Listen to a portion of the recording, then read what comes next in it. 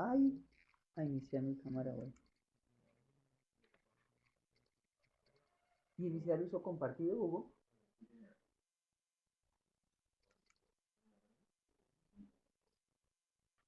Ya no.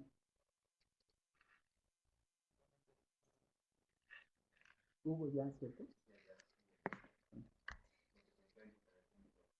Ah,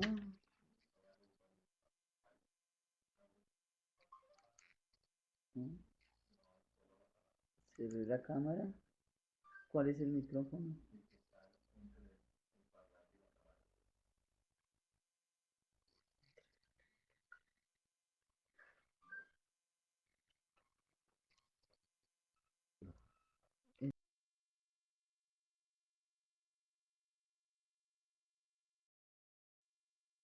Está bien. Mira, iniciar uso compartido. Sí, ya le veo.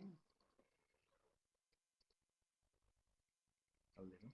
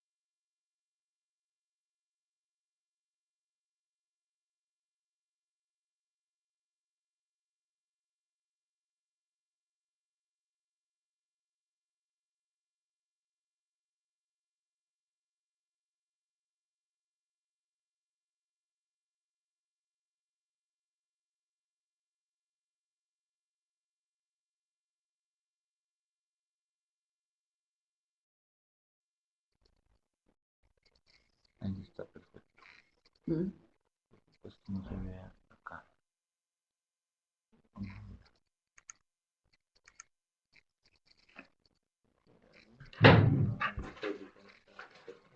¿Será que ya?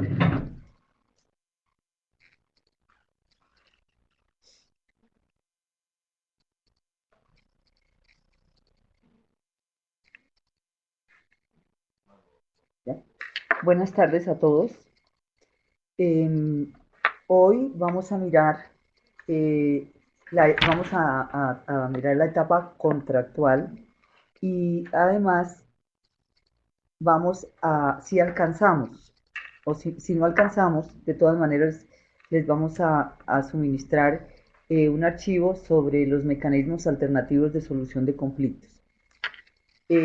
Hace 8 días, hace 15 días terminamos, estamos, para que todos nos ubiquemos en lo que vamos a empezar a mirar hoy, estábamos viendo el proceso contractual y dentro del proceso contractual habíamos visto que está conformado por tres grandes etapas, que es la etapa precontractual, que fue la que vimos en la charla pasada, la etapa precontractual que termina, que tiene a su vez unas subetapas. La primera subetapa es la etapa de planeación, donde el gran documento de planeación son los estudios previos. Después tenemos la etapa de selección, que es la de la presentación de las ofertas. Y por último, tenemos la etapa de evaluación y adjudicación o declaratoria de desierto del proceso.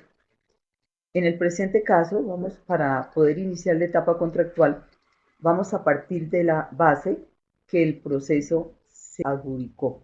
Entonces, una vez se adjudica el proceso, empieza la otra gran etapa del proceso contractual, que es la etapa contractual.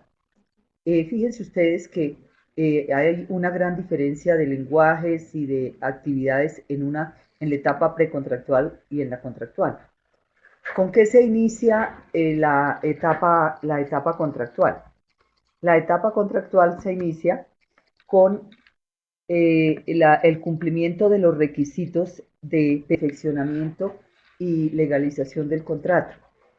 ¿Cuáles son esos? De acuerdo con el artículo 41 de la ley 80 del 93, que fue modificado por la ley 1150 del 2007, dice que los contratos se perfeccionan cuando, cuando se perfeccionan cuando las partes se ponen de acuerdo en el objeto, la contraprestación y este se eleva escrito. Yo tengo unos reparos muy personales con relación a esto que está diciendo el artículo 41, porque la verdad no es cierto que el contrato, que solo hasta este momento las partes se vayan a poner de acuerdo sobre el objeto y la contraprestación, porque desde luego que eso, el objeto del contrato y el cuánto vale es uno de los elementos que hay que consignar en el gran documento, en el gran documento de planeación denominado estudios previos. Sin embargo, así lo dice la norma, el artículo 41. Yo les doy simplemente mi opinión para que cuando ustedes estén mirando esas normas, pues por lo menos miren si están de acuerdo o no están de acuerdo con lo que yo les estoy diciendo o con lo que está diciendo allá la norma. De todas maneras, lo que sí tenemos que tener claro es que el contrato se perfecciona cuando se cumplen esos requisitos y además se suscribe, se firma por las partes. Eso sí es verdad que se da en este momento. Pero un contrato que que se encuentra perfeccionado, sea suscrito, para poderse ejecutar requiere que se cumplan unos requisitos que algunos llaman requisitos de legalización del contrato o requisitos para la ejecución del contrato. Realmente eso lo importante es que se cumplan. ¿Cuáles son esos requisitos? De esos requisitos hay unos que tiene que cumplir la entidad estatal y otros que tiene que cumplir el contratista. ¿Cuáles tiene que cumplir la entidad estatal? Acuérdense ustedes que en la etapa precontractual es requisito indispensable de acuerdo con el principio de la economía previsto en el artículo 25 de la ley 80, es requisito indispensable que la entidad cuente con las disponibilidades presupuestales pues suficientes. Entonces fíjate que en la etapa pre estamos hablando de disponibilidad presupuestal, que es la afectación previa al presupuesto. En cambio, en la etapa contractual ya estamos hablando de registro presupuestal, que es la afectación definitiva de la partida presupuestal para el cumplimiento de las obligaciones del contrato. Liliana, ya miramos lo que estás preguntando y en este punto yo les quiero sugerir que las preguntas se relacionen con el tema que estamos tratando para darle un poquito de orden por lo que tenemos un tiempo muy limitado.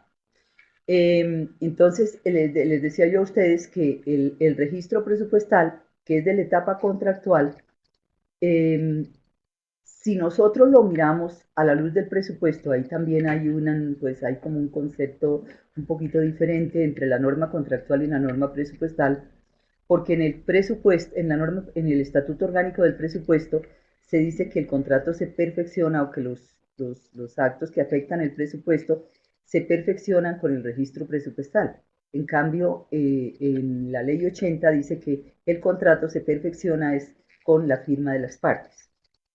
De todas maneras, ya sea una u otra posición, lo importante es que el registro presupuestal es una etapa, es un requisito para la ejecución del contrato. Dice qué plazo tiene la entidad para expedir el registro presupuestal una vez suscrito el contrato. Pues la verdad la norma no habla de un plazo, no hay un plazo específico, ese plazo es de los que la entidad misma tiene que fijar y obviamente tiene que haber una inmediatez entre la suscripción del contrato y el registro presupuestal, porque la única cosa cierta es que si no se hace el registro presupuestal, pues obviamente el contrato no podrá iniciar su ejecución, no podrá, porque es un requisito para la ejecución del contrato o de legalización del contrato. Entonces, pues no hay un plazo legal, pero sí debe haber una inmediatez una vez suscrito el contrato, inmediatamente los pasos siguientes será cumplir los requisitos de legalización del contrato, y ese es uno de los requisitos que, como les decía, lo tiene que cumplir la entidad estatal. Hay otros requisitos que no los tiene que cumplir la entidad estatal, sino que los cumple es el contratista. ¿Cuál es ese requisito? Pues ese requisito es la de constituir las garantías. Entonces, realmente la garantía que constituye en este momento, pues es es la garantía única, que denominamos la garantía única, porque es posible que hay otras garantías pero otras garantías que corresponden a los riesgos que hemos detectado allá en la etapa, en el estudio previo, pero que no esté amparado por pólizas, sino que esté amparado, por ejemplo, por una fiducia. Entonces, desde luego que el contrato de fiducia pues también tendrá que encontrarse debidamente perfeccionado como una garantía del cumplimiento de las obligaciones como un requisito, como una garantía de los riesgos que asumió en este caso el contratista. De todas maneras, aquí cuando estamos hablando de la constitución de las garantías, nos estamos refiriendo un poco más a la garantía, a lo que se ha denominado la garantía única.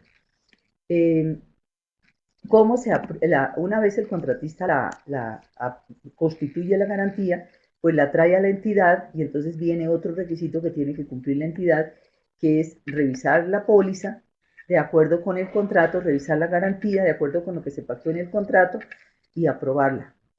¿Qué tiene que hacer para aprobarla? Pues la verdad tampoco hay unas formalidades especiales para la aprobación de la póliza. Simplemente con que se lo firme o se deje una huella de quien dentro de la entidad digamos, tiene esa responsabilidad, pues puede ser un sello, puede ser una firma. O sea, lo que les quiero significar es que no necesitan dictar un acto administrativo diferente, que sea una cosa muy sofisticada, pues, para la aprobación de la garantía. Lo importante es que quede huella que la entidad revisó la póliza y la encontró conforme a lo pactado en el contrato y la aprobó. Eso es otro de los requisitos para la ejecución del contrato. Otro de los requisitos es otro de los requisitos que tiene que cumplir el contratista es acreditar el pago de los aportes parafiscales y afiliación al sistema de seguridad social integral. Este requisito no es exclusivo de la etapa contractual, porque el oferente, en la etapa precontractual, también debe haber acreditado este requisito, y cada vez que se van a hacer pagos, pues el contratista tiene que acreditar que se encuentra al día en el pago de los aportes parafiscales. Eso no pasó, Hugo. No me da. No puedo pasar la diapositiva. No me da. Bueno, mientras arreglamos aquí la, la diapositiva que estamos compartiendo, también, pero ya eso es, solamente se los doy por información porque ya ustedes lo tienen que saber, que, vamos a mirar aquí qué dice Adriana. Dice, las garantías deben expedirse con fecha concomitante a la iniciación del contrato o pueden aceptarse si aparecen con fecha posterior al perfeccionamiento del contrato.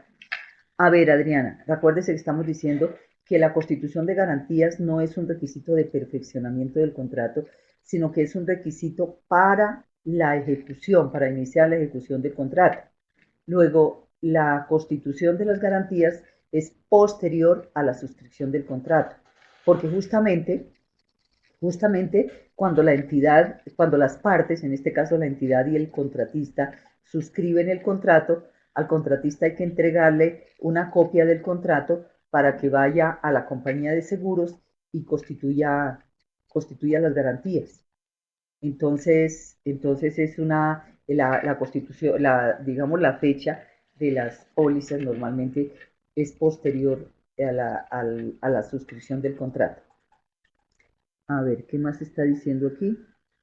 Ana Durán dice, con respecto al pago de parafiscales y seguridad social, el interventor certifica en el acta correspondiente a la revisión es responsabilidad del gestor del contrato en la entidad también revisar estos aportes. Bueno, ya ahí digamos que estamos ubicados en la etapa de ejecución del contrato. Entonces, vamos a mirar, dejemos eso para mirarlo enseguida. Terminemos con los requisitos los requisitos que hay que cumplir para iniciar la ejecución del contrato. Decimos que había otro requisito que el contratista tenía que cumplir, que era el de pagar los derechos de publicación en el Diario Único de la Contratación o en las Gacetas, pero este requisito fue suprimido por el decreto 19, por el decreto ley 19 del 1 de junio del 2012. Luego ya en este momento este requisito no se requiere, no es necesario cumplirlo. ¿Qué pasa entonces una vez que ya se ha perfeccionado, se han cumplido los requisitos de legalización del contrato? Pues simplemente se inicia la etapa de ejecución del contrato. Como ustedes ven ahí en la diapositiva, digamos como un trámite que casi siempre se hace, es que el contratante, el contratista y el interventor suscriban el acta de iniciación del contrato. Yo sé que muchos no están de acuerdo con que el contratante, o sea, el jefe de la entidad o su delegado, o sea, quien suscribió el contrato, firme el acta de iniciación, suscriba el acta de iniciación del contrato.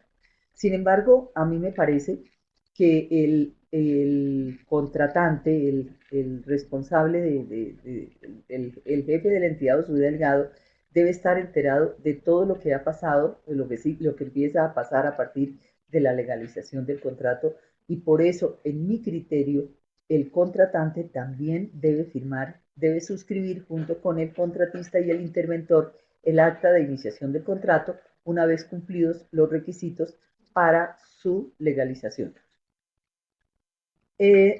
Aquí en la etapa de ejecución empieza la intervención bien importante del interventor o supervisor. Acuérdense que la ley 1474 del 2011, que es el Estatuto Anticorrupción, previó allí en este artículo 82 y siguientes, previó cuáles son las responsabilidades y cuáles son las responsabilidades de los interventores y de los supervisores, y yo les invito a que lo lean porque pues obviamente no alcanzamos a mirar eso en esta hora. ¿Qué me parece importante resaltar aquí? Me parece importante resaltar que la ley 1474 del 2011, que es el Estatuto Anticorrupción, dijéramos, aclaró la duda que había de la diferencia entre un interventor y un supervisor.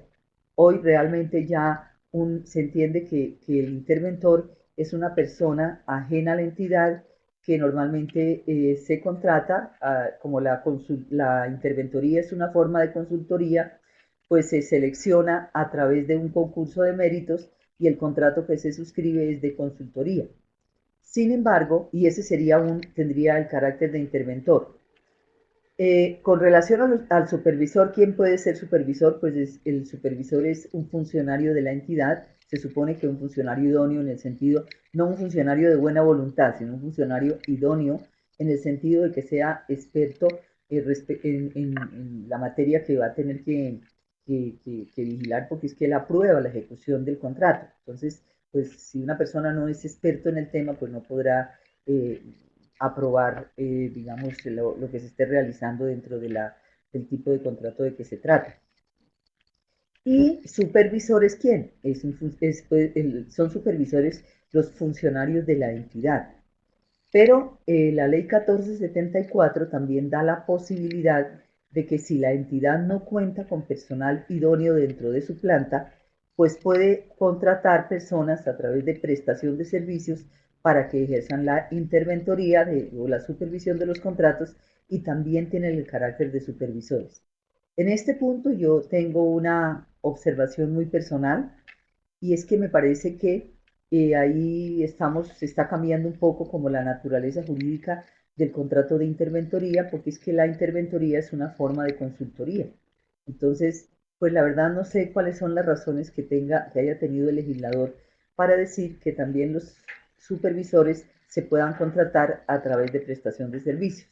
Pienso que es un poco como para darle una herramienta a las entidades para poder conformar grupos de supervisores cuando su personal de planta no cuenta con personal idóneo.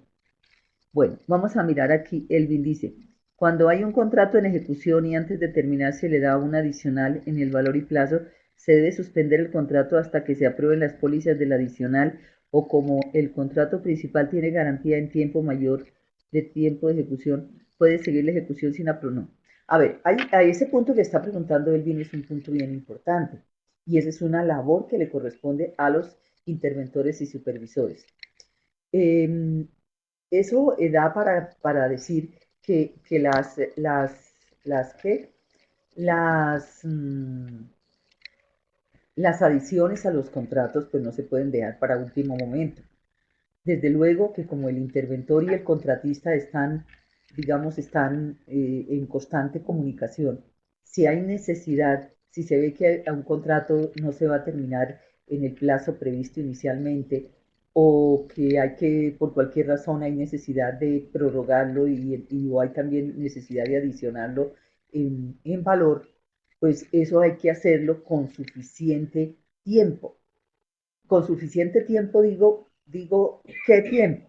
Pues que de tal manera que cuando se venza el plazo del contrato principal, el contrato adicional o la prórroga ya se encuentre debidamente perfeccionado y legalizado. O sea, que ese contrato adicional se le hayan suscrito y aprobado sus garantías como requisito de perfeccionamiento, como requisito de legalización. O sea, no podríamos entender que las pólizas del contrato principal se vayan a cubrir el adicional.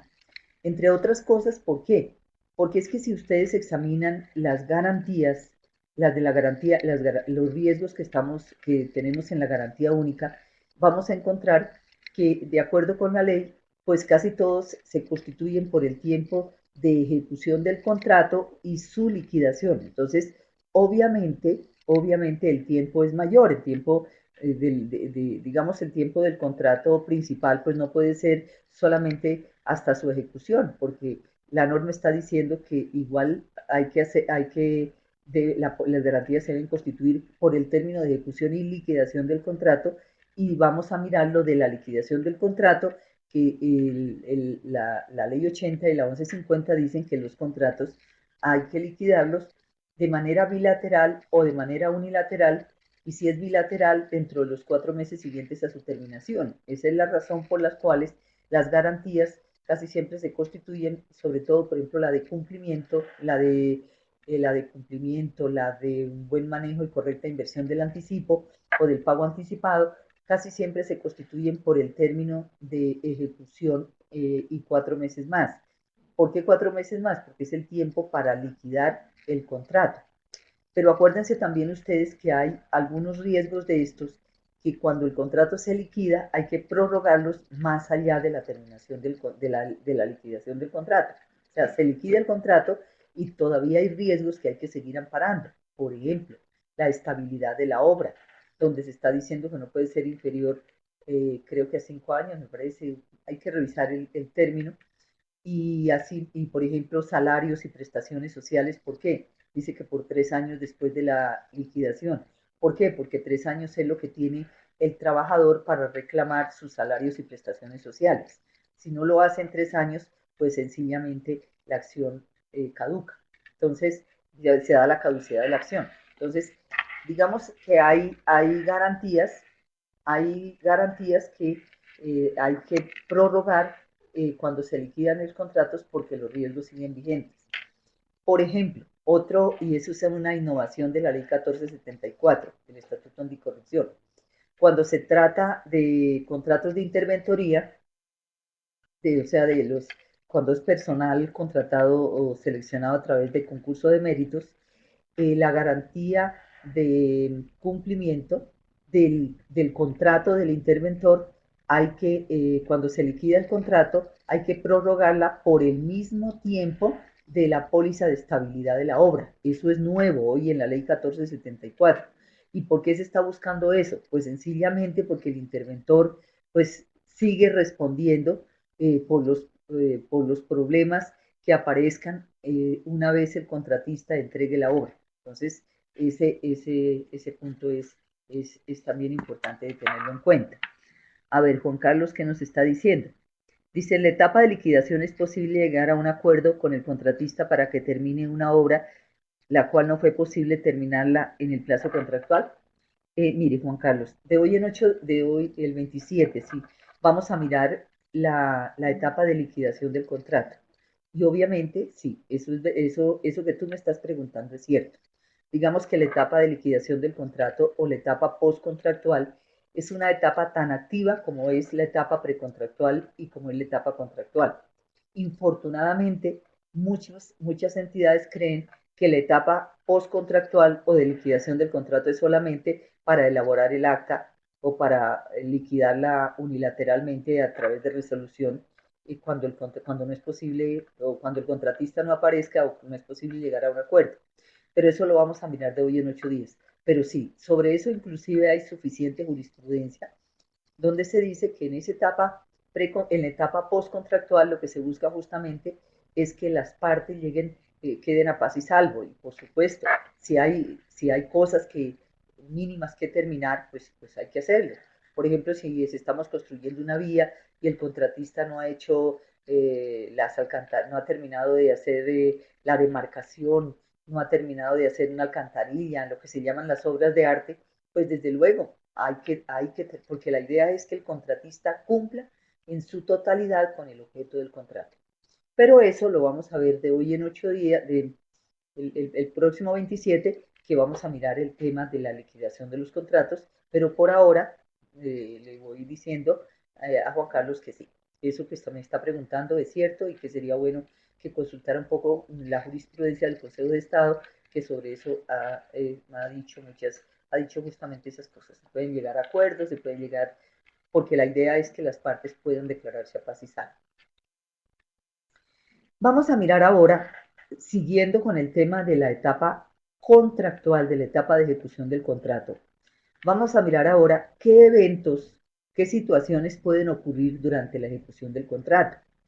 Las, las, mm, los eventos que les estoy indicando aquí son simplemente enunciativos, o sea, no quiere decir que sean taxativos, o sea, que los únicos que se pueden presentar muchas otras situaciones y la verdad es que cada contrato es un negocio en particular, cada contrato tiene sus propias especificidades y desde luego las situaciones que se presentan pueden ser también situaciones muy particulares y concretas.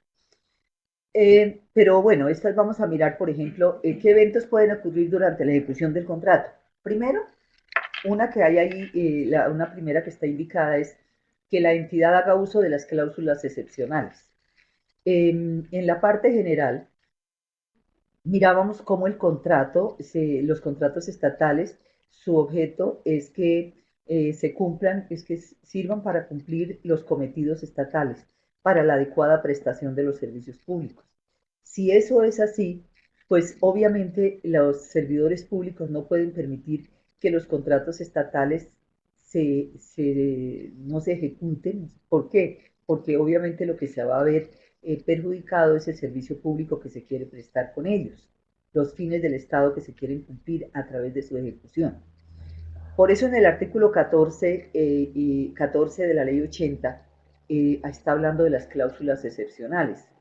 Supongo que ya ustedes han mirado este tema de las cláusulas excepcionales, que se llaman así, o cláusulas exorbitantes, porque son cláusulas que solamente se pueden pactar en los contratos estatales que el artículo 14 indica, y nunca se podrían pactar en un contrato entre particulares porque desde luego rompen la igualdad de las partes, que son las cláusulas de interpretación, modificación, terminación unilaterales y declaratoria de caducidad, la aplicación de la norma nacional a los conflictos que surjan, etc. Pero eso puede ocurrir porque obviamente esos son mecanismos que la ley le ha dado a las entidades del Estado para que no permitan que los contratos se paralicen.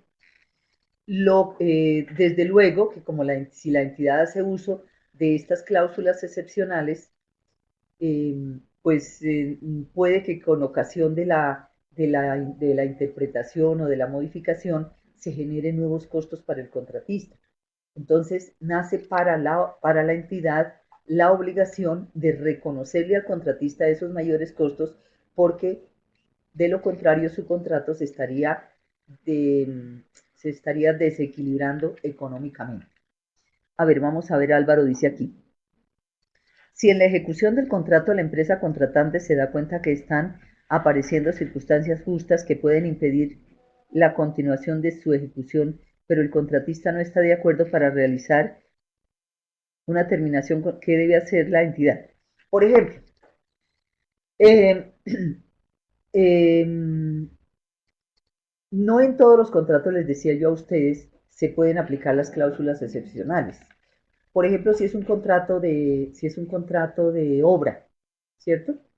Y hay unas razones de orden público que no permiten continuar con la ejecución del contrato. Estas cláusulas, y yo invito a Álvaro a que las mire, las analice, están en el artículo 15 y siguientes de la ley 80. Ahí está diciendo en caso se pueden aplicar estas cláusulas excepcionales, pero como no estás hablando de terminación, yo te pongo el caso de situaciones de orden público que no permitan, digamos, continuar con la ejecución del contrato. La entidad en todos estos eventos, lo primero que tiene que hacer es llamar al contratista, porque la idea es que se llegue a un acuerdo. Solamente la entidad hace uso de esas cláusulas cuando no es posible llegar a un acuerdo con el contratista y la entidad considera que es necesario aplicarlas. Entonces dicta un acto administrativo que se lo notifica al contratista, y si el contratista no está de acuerdo y interpone, por ejemplo, recurso de reposición, la entidad resuelve el recurso de reposición, y si confirma el acto administrativo, pues obviamente puede dar por terminado el contrato. Desde luego que en todos estos eventos de aplicación de cláusulas excepcionales, si surgen situaciones que desequilibran económicamente el contrato como consecuencia de la decisión que toma la entidad, nace para la entidad la obligación de restablecer esa ecuación económica del contrato. De todas maneras, me gustaría que lean esos artículos que les van a ampliar un poco el tema de lo que estamos viendo. Sí, se me fue. Se fue. Más abajo, más arriba, porque no veo el comienzo. Es que dice, dado su exceso de trabajo, no emite el documento registro antes del vencimiento. No, no sé. Ahí es que no sé, no me quedé sin la primera parte. Pregunto entonces, ¿puede el contratista dar continuidad al contrato dado que se suscribió el adicional pero no se ha expedido el registro que lo ampare? No, pues obviamente, o la entidad lo debe suspender. Pues la verdad es, ahí hay una anomalía. Ahí hay una anomalía porque sabemos que siempre que se va, a ver, entre el contrato y la norma presupuestal, pues hay una relación de conexidad grandísima. Entonces, si la entidad no tiene cómo asumir compromisos, o sea, no hace registro presupuestal, pues desde luego que no podría adicionar un contrato porque estaría incurriendo en hechos cumplidos. No, o sea, la verdad es que el contrato, al igual que los contratos principales, por decirlo de alguna manera, solamente se pueden suscribir cuando existan las correspondientes disponibilidades presupuestales, pues igual ocurre con los contratos adicionales. Aquí solo hago una observación, y esto más que todo para los interventores. Cuando se presentan las situaciones de que hay que adicionar el contrato o hay que prorrogarlo, son decisiones que ustedes no deben tomar solos como interventores, precisamente por lo que ustedes están diciendo, porque se afecta el presupuesto. Entonces, estas son decisiones que tiene que tomar el ordenador del gasto. ¿Lo toma con fundamento en qué? Pues con fundamento en las razones que esgrime el contratista y que el interventor pues obviamente analiza y pone en conocimiento del ordenador del gasto, pero es el ordenador del gasto el que tiene que tomar la decisión de si adiciona o prorroga un contrato. Hay que diferenciar adiciones y prórrogas con lo que se denomina mayores y menores cantidades de obra en los contratos a precios unitarios, que allí sí es una decisión que puede tomar el interventor porque normalmente se hacen compensaciones entre ítems. Si para terminar el objeto contractual del contrato es necesario adicional, pero el contratista no está de acuerdo. Bueno, ya eso ya lo hemos hablado, que depende del contrato, de qué se trate, pues se podrán aplicar o no las cláusulas excepcionales. Eso es la decisión que puede tomar. ¿Qué tanto pueden marcarse como imprevisible? Bueno, es que lo imprevisible, a ver, cuando nosotros estábamos mirando los estudios previos allá en la etapa de planeación, uno de los temas que consagran los estudios previos son los riesgos, ¿cierto? Y mirábamos que lo imprevisible no, pues eso, digamos, la fuerza mayor y el caso fortuito, lo imprevisible, normalmente son situaciones que asume la entidad, son riesgos que asume la entidad, porque lo imprevisible, pues obviamente no, digamos, los riesgos son lo previsible. Lo imprevisible, pues desde luego, cuando ocurre, lo asume la entidad. Normalmente lo imprevisible son las situaciones de fuerza mayor y caso fortuito. Y normalmente, si estas situaciones ocurren y afectan el contrato, las tiene que asumir la entidad. Pero desde luego que tienen que estar debidamente documentadas, porque puede que ocurran situaciones, digamos, imprevisibles, pero que no afecten el contrato. Antes de seguir adelante, una situación que ustedes tienen que tener muy en cuenta es que cuando el contratista alegue un desequilibrio de la ecuación económica, ese no es solamente alegarlo, sino probarlo. O sea, hubo una situación de desastre, sí, pero ¿afectó o no afectó el contrato? Y lo afectó en cuánto. Hay que cuantificarlo. Si no se cuantifica y la entidad reconoce unos mayores costos, pues podría estar entrando en unos sobrecostos que cuando vengan normalmente las entidades de control fiscal, pues los van a tipificar como un hallazgo con el cual pueden iniciar un proceso de responsabilidad fiscal. Entonces en eso hay que ser absolutamente cuidadosos y mirar no solamente que el contratista diga que se le desequilibró el contrato, sino que demuestre en cuánto se le desequilibró. En caso de incumplimiento del contratista no siendo posible el mecanismo de cesión. Bueno, es la otra situación que estamos mirando, que es los incumplimientos del contratista, de las obligaciones del contrato. Entonces, eso dará lugar a la imposición de multas y a sanciones y declaratorios de incumplimiento, que es la siguiente cosa que estamos mirando. Acuérdense ustedes que antes de que saliera la ley 1150, antes de que la ley 1150 modificara la ley 80 del 93, casi siempre cuando se presentaban los incumplimientos por parte del contratista, bastaba que los interventores o supervisores lo pusieran en conocimiento de la entidad y la entidad procedía a declarar el incumplimiento del contrato.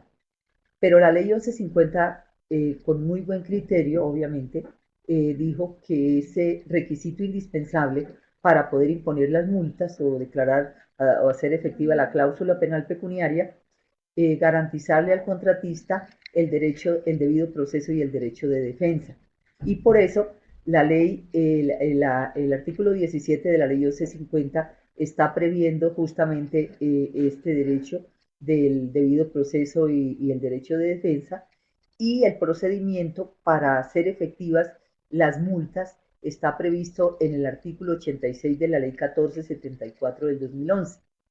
Entonces, Álvaro, no se podría imponer una multa ni hacer efectiva una cláusula penal si el contratista no, solamente se les puede imponer si el contratista no logra desvirtuar los hechos que se le están indilgando como constitutivos de incumplimiento del contrato.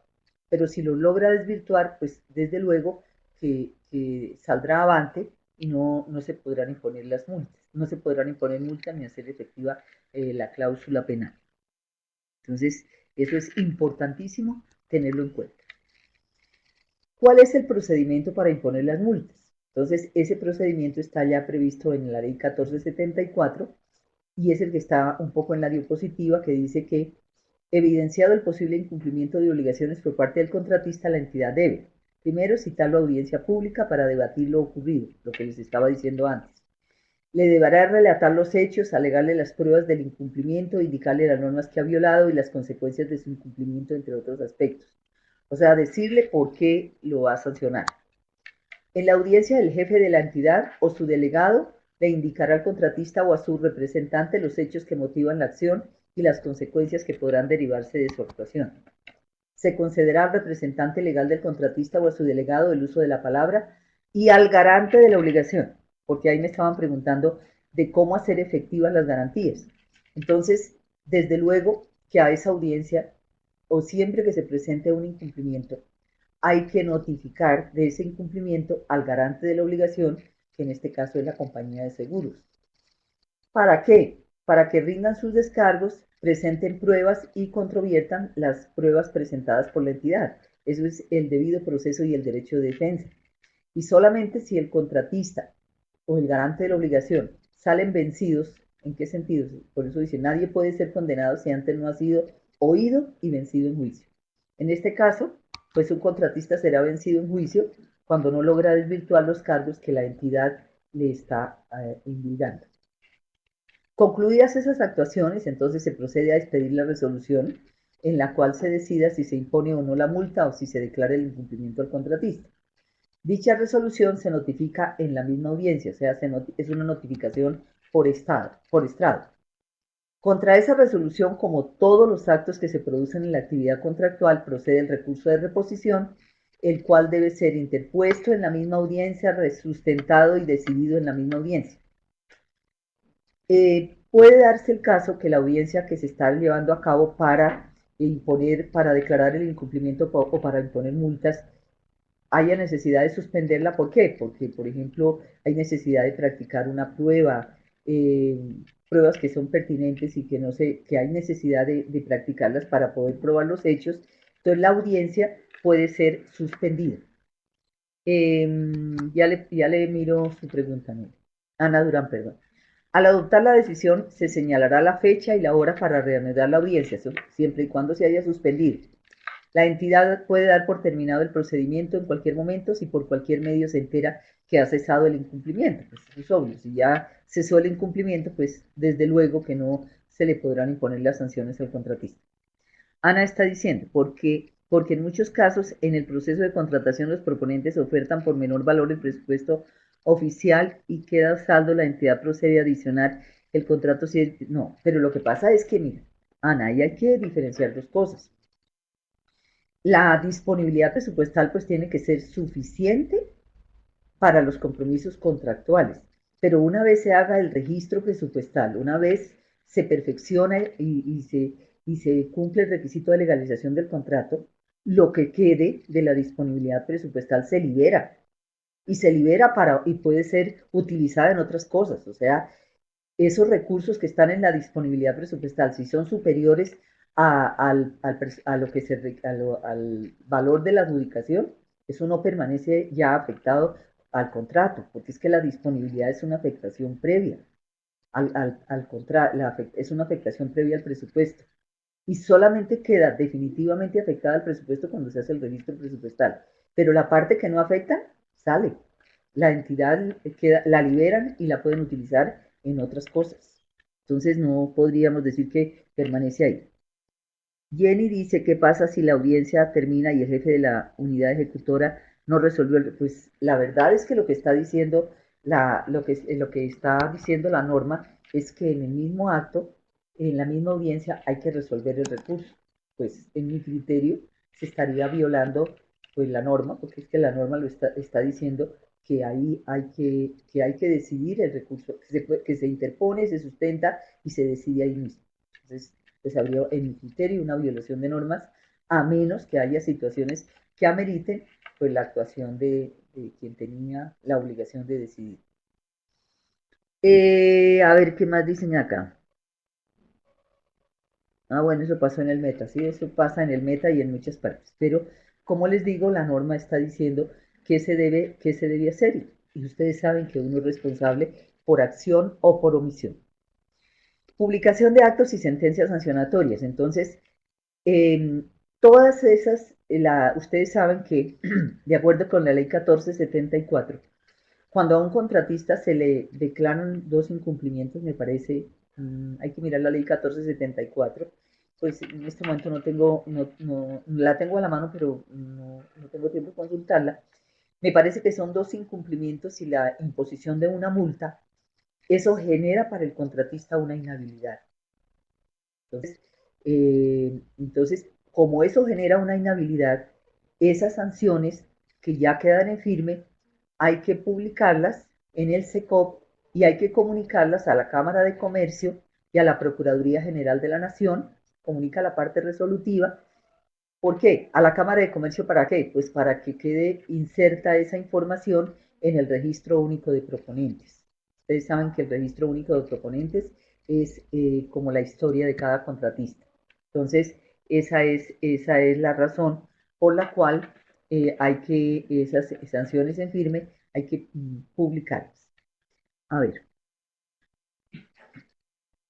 Bueno, ahí dentro de lo que tenemos ya viene la etapa postcontractual, pero ese es un tema de la próxima charla, la que está ahí. Les decía a ustedes que hay otro tema que teníamos previsto para hoy y es lo de los mecanismos. Aquí, es que, bueno, pero ese ya está, es que no sé, ¿por qué los legisladores permiten esas enmendaduras y lo más práctico es modificar la ley e incluirla como una herramienta viable? Bueno, lo que pasa es que, pues, ustedes saben que las normas, mientras estén vigentes, gozan de presunción de legalidad, ¿cierto? Y si mientras no sean declaradas inexequibles, porque hayan sido demandadas porque violan la Constitución, por ejemplo, eh, pues ahí están vigentes. O sea, siempre hay que, mientras la norma esté vigente, mientras no haya sido demandada y haya sido declarada inexequible, o los decretos reglamentarios que se consideran actos administrativos también sean demandados y hayan sido suspendidos o anulados, pues la verdad es que hay que aplicar. No hay otra opción. Bueno, les decía, porque no vamos a seguir con el tema de la etapa postcontractual, porque esa la dejamos para de hoy en 8 días. Pero les decía yo a ustedes que hay un tema que también estaba previsto para el día de hoy, que no lo vamos a alcanzar a desarrollar en su totalidad, pero como se los vamos a dejar a disposición de ustedes, ustedes lo van a mirar, que es el tema de los mecanismos alternativos de solución de conflictos, o sea, los llamados MAS, mecanismos alternativos de solución de conflictos. El artículo 66 de la Ley 80 del 93 prevé que en todos los contratos estatales, en todo contrato estatal, se debe pactar la posibilidad de que si en la etapa de ejecución del contrato, por eso la dejamos ahí para seguirla mirando dentro de la etapa de ejecución, si en la etapa de ejecución del contrato se presenta una controversia con el contratista, la entidad puede hacer uso de esos mecanismos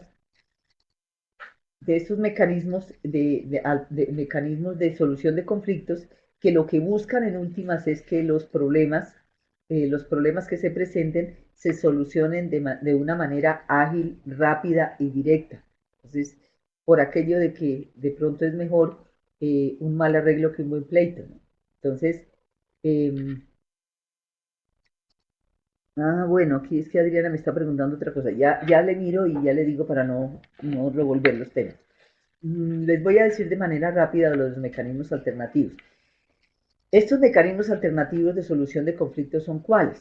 Pues son o los arreglos directos que hacen las entidades cuando se presentan las controversias, pueden suscribir actas, pueden suscribir acuerdos donde, por ejemplo, si se presenta un incumplimiento por parte del contratista, pero a su vez también se presenta un incumplimiento por parte de la entidad, por ejemplo, en relación con los pagos, que daría lugar a que la entidad contratante le reconozca al contratista intereses de mora y la entidad pueda imponerle una multa, pueden llegar a un acuerdo con ocasión de esa controversia, suscribir un acuerdo donde van a decir, bueno, ni usted me reconoce intereses de mora, ni yo le hago efectiva la sanción, por ejemplo. Pero eso es un ejemplo más simple. La idea es que siempre que se presenta una controversia con el contratista, no se deje que esa situación se vuelva un gran conflicto, sino que se pueda solucionar de manera directa, de manera ágil, y para que el contrato siga. Hay otros mecanismos que ya son más, digamos, son un poquito más complejos, como son el caso de las conciliaciones, que ya se hace ante la Procuraduría, y entonces, pues obviamente el conciliador lo que está ahí haciendo es como vigilando la manera como las partes llegan a un acuerdo, pero desde luego ese acto conciliatorio hay que ponerlo luego a disposición del tribunal administrativo y solamente quedará en firme cuando si el tribunal lo aprueba. Entonces, es otra manera de dar por terminados los conflictos. Hay ya otros mecanismos alternativos que son mucho más complejos, como es el caso de los tribunales de arbitramiento, donde hay que hacer obviamente nombramiento de árbitros y desde luego que ese resulta más costoso porque los árbitros pues deciden en equidad y deciden y obviamente también pues hay que pagarle unos honorarios que normalmente ya están, porque ellos se consideran auxiliares de la justicia y esos honorarios pues ya están fijados en la Cámara de Comercio y entonces ya la cosa y el procedimiento ya es un poco más complejo. Pueden decidir en equidad o pueden decidir en derecho y terminan el conflicto, pero también está, por ejemplo, la amigable composición, está la transacción, y esos temas los van a encontrar ustedes desarrollados allá en el archivo que les vamos a suministrar. Eh, voy a mirar aquí. Adriana me está diciendo, debe establecerse en el contrato específicamente el mecanismo de solución de conflictos en caso de controversia. Pues la verdad no, o sea, digamos que eso es de ley. ¿Dónde está previsto realmente? Los mecanismos alternativos de solución de conflictos son desarrollo del principio de la economía. Entonces, si ustedes miran el artículo 25 de la ley 80, van a encontrar que una parte importante, una disposición importante, un desarrollo importante del principio de la economía es la utilización de mecanismos alternativos de solución de conflictos. Entonces, si no se pactó, se puede hacer uso de acuerdo con lo que digamos que no es tanto un acuerdo convencional, sino que es una disposición legal.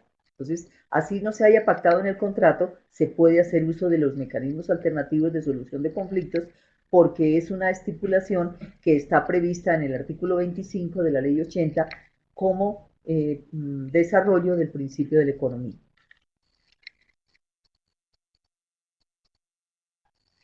Los contratos se pueden suspender claro, los contratos se pueden suspender desde luego. Eh, a ver, este tema de la suspensión de los contratos es absolutamente importante y es un tema que a veces los interventores asumen ellos como su responsabilidad. Y eso es algo que no pueden asumir es una decisión que no pueden tomar los interventores ni los supervisores, sino que tiene que ser puesta en conocimiento de la entidad y es el ordenador del gasto o su delegado quien tiene que tomar esa decisión. O sea, ¿quiénes tienen que tomar esa decisión? Las partes. Acuérdense, los interventores no son parte en el contrato. Las partes en el contrato son el contratante y el contratista. El interventor que hace, el supervisor que hace, vigila que el negocio que celebraron las partes se ejecute en la forma como se celebraron. Entonces, desde luego, si hay situaciones que ameritan de que el contrato tenga que ser suspendido, se puede suspender. Y se suspende normalmente a través de la suscripción de actas, pues la ley 80 y la 1150 no prevén cuál es el mecanismo, pero normalmente esa suspensión se hace por un acta que suscriben las partes y puede que el interventor también la suscriba. Pero la firma del interventor puede faltar. La que no puede faltar es la firma del contratante y del contratista.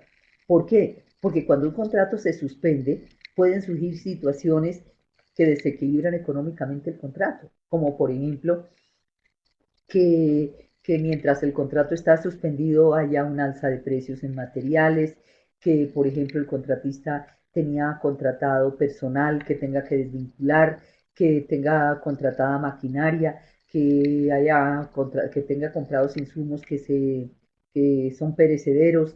Entonces son cosas, o sea, por eso les estoy diciendo, sí se puede suspender el contrato, pero desde luego que hay que suspenderlo de común acuerdo y hay que llegar, hay que poner término a la suspensión del contrato y pues tiene que ser con todas las de la ley, o sea, no puede ser de cualquier manera.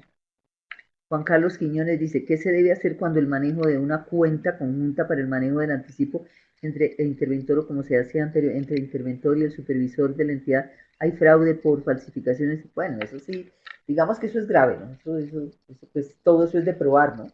Que hubo falsificación de firmas y todo eso, como, porque pues obviamente eso tiene implicaciones de toda índole, tiene implicaciones penales, implicaciones fiscales, implicaciones disciplinarias, etcétera.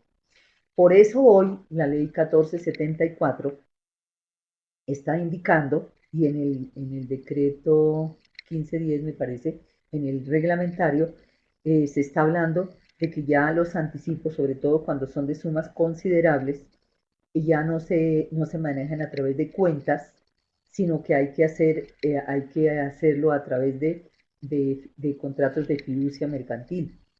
Entonces, si se hace a través de contratos de fiducia mercantil, la fiducia mercantil implica la transferencia del dominio de los recursos al fiduciario, que son normalmente las compañías, las entidades fiduciarias, y estas entidades fiduciarias, con esos recursos que les transfieren, constituyen lo que se llama un patrimonio autónomo, y con ese patrimonio autónomo se van a cumplir las obligaciones del contrato. Entonces también puede haber una fiducia de administración y pagos. Entonces es para evitar justamente todos esos problemas que se presentaban con el manejo de los recursos que se entregan como anticipo, y que muchas veces pues hay malos manejos y se pierden, se extravían, el contratista no los utiliza en la ejecución del contrato. Entonces pues se dan pues los casos de peculado por apropiación, peculado por uso, todo eso que ya conocemos. Entonces eso es un poco lo que quiere corregir la norma. Bueno, con esta última pregunta pues ya nos toca terminar porque ya se acabó el tiempo. ¿Qué es lo que dice? Por medio de la cual se reglamenta la contratación pública. Es que no veo la totalidad de la pregunta. Dice, en este momento, hasta el 31 de diciembre, estamos amparados con la aplicación de... Sí, sí, claro, o sea, salió el decreto 1510 y había la posibilidad de que las entidades se acogieran. A ver, muestra, a ver, dice aquí. ¿Por qué en este curso? Hasta el momento no se ha hecho tanta mención a la actual normatividad sobre la contratación estatal como es la ley 1510 del... No, a ver, una cosa le quiero decir a Álvaro. El 1510 no es una ley. El 1510 es un decreto reglamentario, por favor. Entonces no se vayan a quedar ustedes con ese error. Y acuérdense que dentro de las categorías normativas encontramos la Constitución, las leyes, los decretos leyes, los decretos reglamentarios. El 1510 no es una ley, es un decreto reglamentario que derogó otro decreto reglamentario, que es el decreto 734 del 2012. Entonces, no, obviamente todos los procedimientos que les estoy dando en este momento se están haciendo con fundamento en el decreto reglamentario 1510, porque digamos, era potestativo de las entidades o acoger el decreto 1510 o seguir con el decreto 734. Creo que había un plazo hasta el 15 de agosto y va hasta el 31 de diciembre, pero, pero realmente lo que estamos viendo ya es con fundamento en el decreto 1510 del 2013. Pero, por favor, Álvaro, no es una ley, es un decreto. Un decreto reglamentario. Es un acto administrativo, porque si fuera una ley, hubiera reemplazado, de pronto estaría modificando la ley 80, estaría modificando la 1150, a la 1474, al decreto ley 19, no. Es un decreto reglamentario. Entonces, todo lo que estamos diciendo en este momento es con base en realmente lo que hace el decreto 1510 es modificar un poco el procedimiento de las modalidades de selección. Digamos que para mí el decreto reglamentario 1510 es un decreto más técnico, porque el decreto 734 siempre me pareció en su nomenclatura un decreto bastante antitécnico, por la forma como numeraba los artículos. Entonces, en este caso, pues, para que ya ustedes no se queden con ese error. No es una ley, es un decreto. Con esto, pues, damos por terminada la charla de hoy. De hoy en 8 días, si Dios quiere, vamos a mirar la etapa postcontractual o de liquidación del contrato, y vamos a tratar de mirar también un poco sobre la responsabilidad en la gestión contractual. A todos buenas noches y muchas gracias.